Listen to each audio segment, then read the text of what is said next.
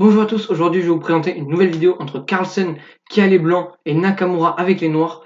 C'est parti, Carlsen qui joue C4, cavalier F6, on a une anglaise, cavalier C3, G6. Donc une anglaise qui est très souple, l'idée c'est de contrôler la case D5 et souvent on va jouer G3, fou G2 pour renforcer notre contrôle de la case D5. Ici Carlsen qui joue E4, il prend le centre, il évite toutes les poussées à base de D5 et il va poursuivre plus tard par D4.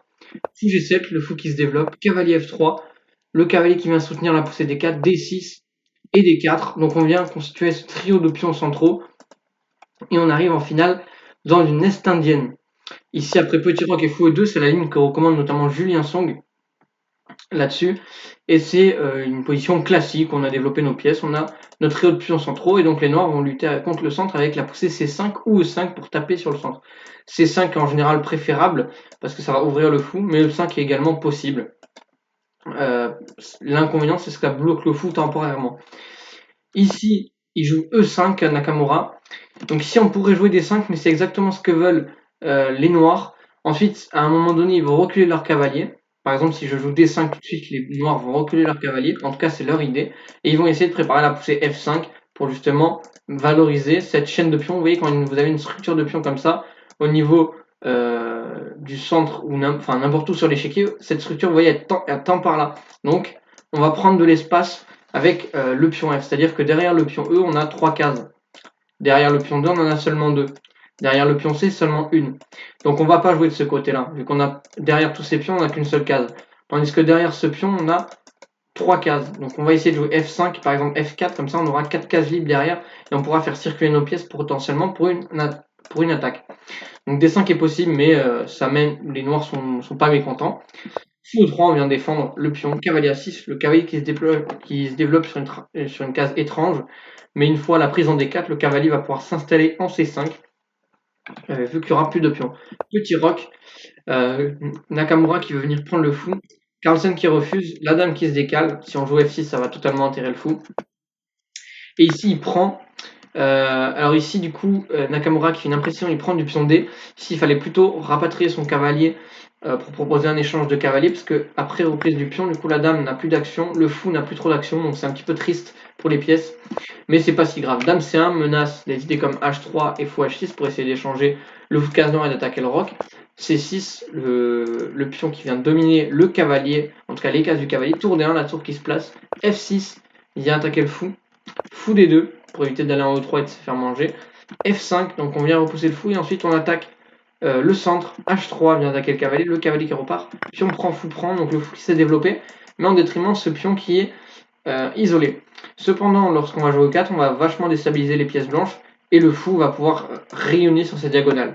Et on ne peut pas vraiment le bloquer pour l'instant, vous voyez, c'est très bien contrôlé par les noirs. Donc on ne va pas pouvoir bloquer cette case au 4, comme on le ferait pour un pion isolé.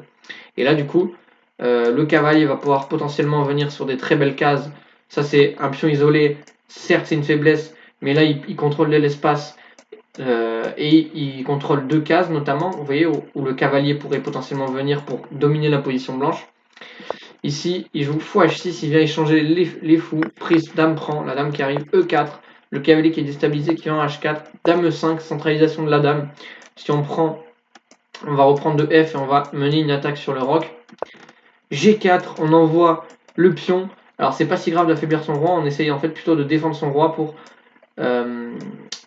donner une case au cavalier, pour donner un peu d'air au roi, pour enlever un peu toutes ces pièces qui sont au niveau de l'aile roi qui viennent nous attaquer, et également potentiellement préparer une poussée G5 pour attaquer le roc.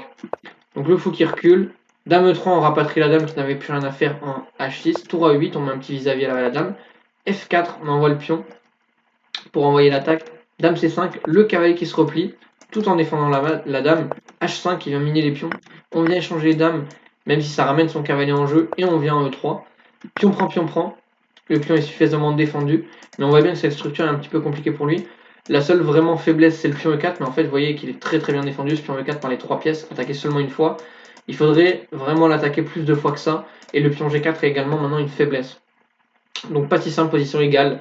Cavalier FD7, le cavalier qui se replie et évite une poussée G5. Tour F1, il vient défendre le pion F4 qui était attaqué. Tour E7, veut doubler sur la colonne F. Roi G2, veut venir en G3 en cas de tour F7.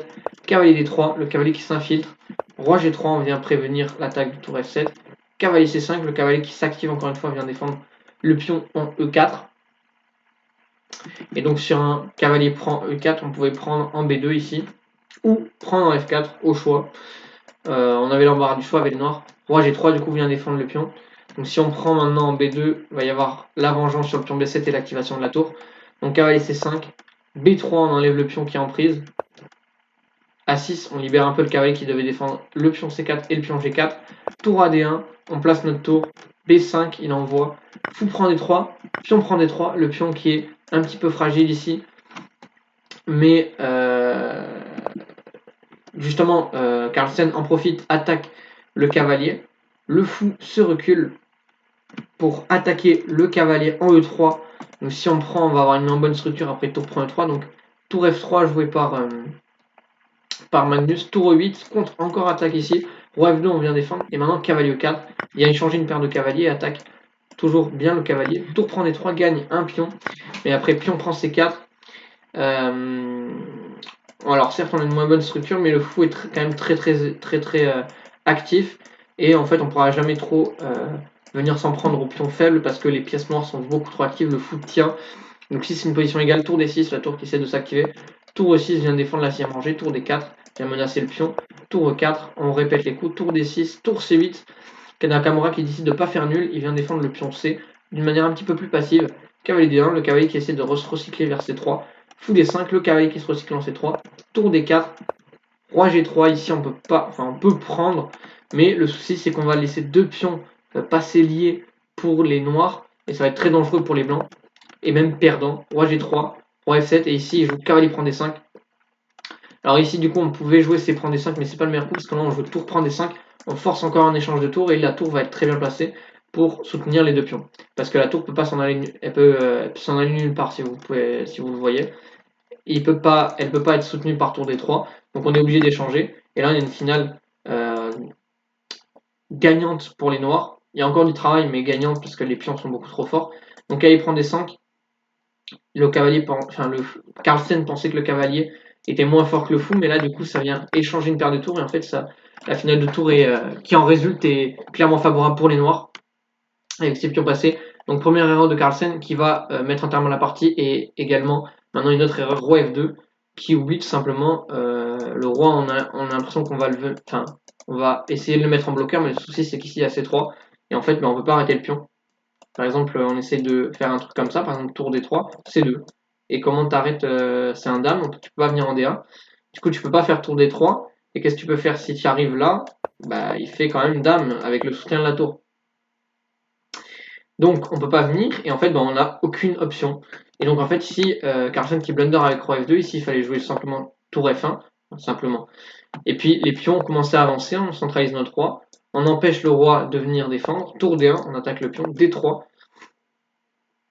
et ici A4 on essaie de valoriser notre majorité, tour B8, roi E3, tour prend B4, un pion de plus pour les noirs, roi D4, tour prend A4, on essaie de trouver de l'activité pour les pions, mais en fait ces pions sont vachement trop forts. La tour est quand même bien placée, elle va pouvoir ressortir, et les deux pions vont partir à dame. Et on n'a aucun contre-jeu sur le roi noir. Et donc ici, après roi F2, C3, Carlsen qui abandonne, qui perd contre Hikaru Nakamura. Cette partie a été en 2009. En tout cas, j'espère que cette vidéo vous aura plu, que vous aurez appris des choses. Donc en finale de tour, toujours vérifier les déséquilibres de pièces, donc éviter d'échanger une pièce qui vous paraît médiocre contre une meilleure pièce de l'adversaire. C'est-à-dire que là, on n'échange pas le cavalier contre le fou sans raison. Bon, bien sûr, le roi F2, on évite, on fait toujours attention aux menaces C3, ça menace d'aller à dame quand même. Donc, bon, une petite erreur de Carlsen, mais quand même assez énorme au final. Et du côté de Hikaru Nakamura, quand on a un cavalier un petit peu, vous voyez, quand on a un cavalier globalement hors jeu, on va dire, hein, même s'il peut revenir en F6, mais il tapera pas sur grand chose, on essaie de le rapatrier. Parce qu'en plus, du coup, on a ouvert le fou et on a une très bonne position.